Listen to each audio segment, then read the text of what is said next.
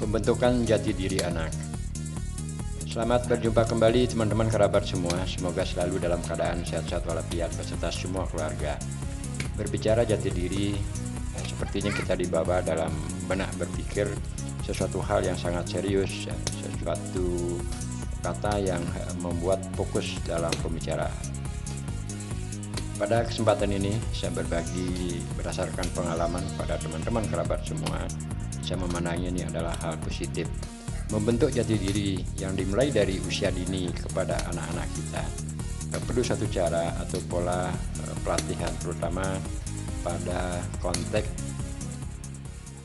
pencaksilat yang saya gunakan pada media ini berupa alat latihan adalah samsak. Tapi sebelumnya izinkan saya, menurut pendapat saya itu yang sendiri, kata atau berbicara jati diri dengan harga diri adalah dua hal yang terkadang orang menafsirkan sama. Namun menurut pendapat saya, jati diri adalah suatu sikap atau mental yang ditunjukkan oleh anak-anak atau kita dengan suatu perbuatan, baik melalui dengan pembicaraan ataupun perilaku keseharian yang ditujukan kepada lingkungannya, dengan keluarga, dengan teman, dan juga pada satu organisasi. Sehingga terkadang kita bisa menyimpulkan, oh anak ini mempunyai jati diri yang apa, begitulah. Termasuk juga kita bisa membandingkan seseorang mempunyai atau tidak mempunyai jati diri dan lain sebagainya. Nah, kalau harga diri akan keluar pembicaraan ketika ada aksi reaksi. Artinya seperti contoh, kalau seseorang diceritakan oleh orang lain ataupun kelompok yang menurut pandangan orang yang diceritakan tersebut merugikan atau seolah-olah diremehkan dan sebagainya, akhirnya timbullah bahasa dari orang yang diceritakan tersebut harga diri. Nah, itulah yang saya maksud.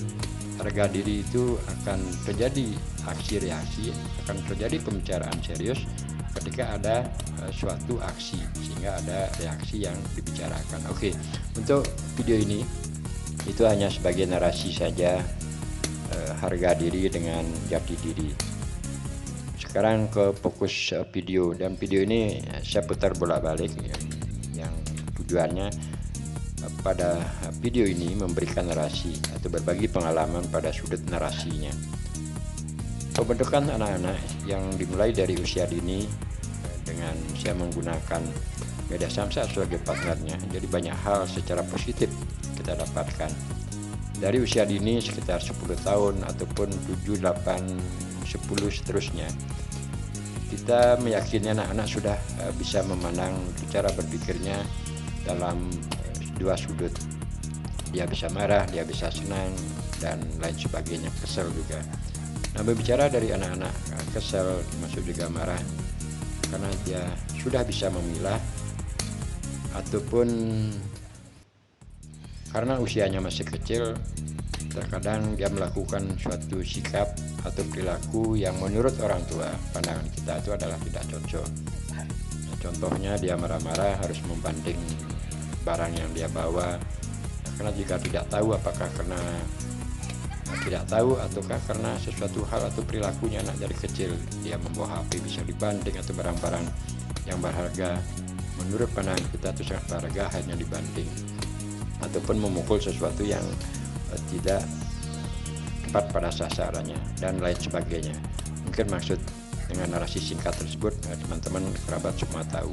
Nah, untuk melampiaskan dari emosional, kemarahan, dan tabiat dari anak-anak yang demikian, kita bisa latih melalui suatu pola dengan silahkan kalau dia marah, umpamanya kita memberikan arahan samsak pukul, akhirnya dia akan capek dan sebagainya. Dan di sanalah kita memberikan pendidikan. Jadi banyak hal cara kita untuk memberikan etika sopan santun sambil melakukan pelatihan dari usia dini, dan memberikan peraturan-peraturan atau etika-etika mana yang boleh dan mana yang tidak boleh dilakukan.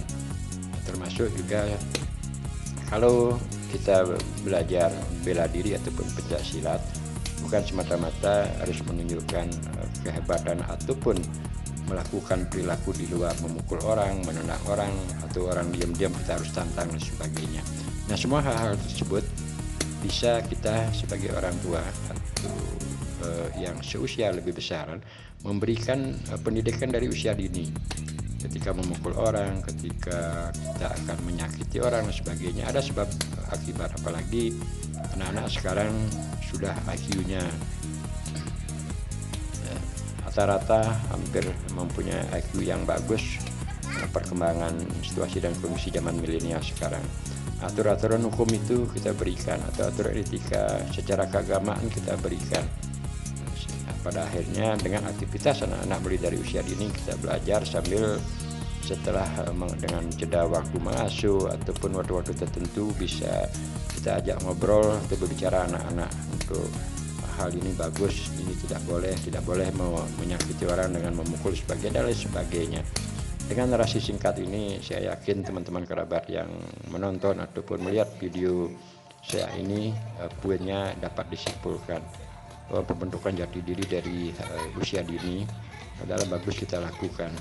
Di samping dapat mengolahragakan dirinya, kedua berorganisasi, bertemu dengan teman dan apalah yang semuanya kita lihat itu adalah pandangan positif sebagai orang tua. Nah, semoga teman-teman dapat memaknai dari segi pengalaman saya yang sebelumnya untuk memberikan sharing pengalaman masalah pembentukan jati diri terhadap anak-anak dari usia dini. Terima kasih, kurang lebihnya minta maaf teman-teman. Semoga kita sehat-sehat selalu sampai berjumpa di video-video berikutnya.